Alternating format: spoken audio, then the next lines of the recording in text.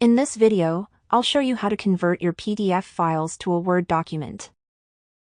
Whether you need to extract text, images, or tables from a PDF, or you simply want to edit the content seamlessly, we've got you covered. Let's start and convert our files. So this works on both iOS, Android devices, and Windows PCs also. If you are using a computer, follow my steps because it will work for it also. You want to open any web browser on your device. It doesn't matter if it's Chrome, Mozilla, or Safari.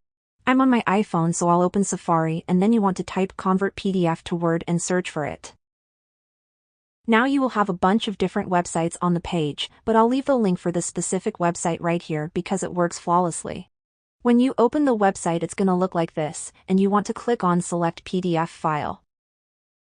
And it's gonna open your Files app or the Files Manager, so just find your PDF file.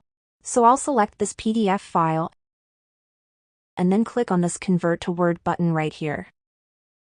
And after that, click on the Download button, so your PDF file will be converted to a Word document. And now you can edit your documents and do whatever you want with them. If this video was helpful and you were able to convert the files seamlessly, then leave a comment down below and subscribe for more videos like this in the future. Thanks for watching and see you in the next video.